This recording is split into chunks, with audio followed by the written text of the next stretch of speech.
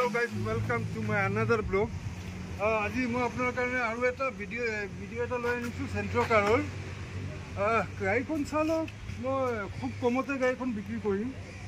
আৰু গাড়ীখনত কাম কৰাবলগীয়া তেনেকৈ 1 টকাৰো কাম নাই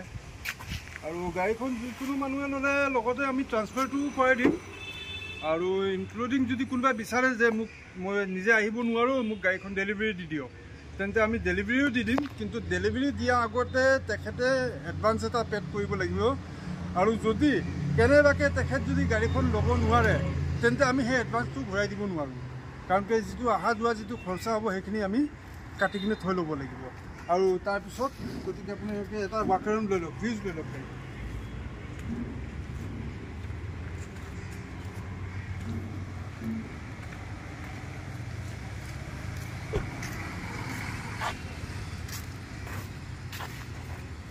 ইণ্টাৰভিউটো একবাৰ চাই লওক গাড়ীটো লেতেৰা আছে গতিকে আমি প্ৰায়ভাগ 1 ঘণ্টামান হৈছে আহি পাই গাড়ীখন লৈ সেইকাৰণে চফা কৰিব নাপালোঁ আপোনালোকক তেনেকৈ ভিডিঅ'টো দি আছোঁ আৰু যদি কাৰোবাক লাগে তেন্তে আমাক কমেণ্টত জনাব মই তাত আপোনাৰ ডেছক্ৰিপশ্যনত নিজৰ নাম্বাৰ দি দিম আপুনি কণ্টেক্ট কৰি কিনে আপুনি ল'ব পাৰিব হৈ গ'ল ঠিক আছে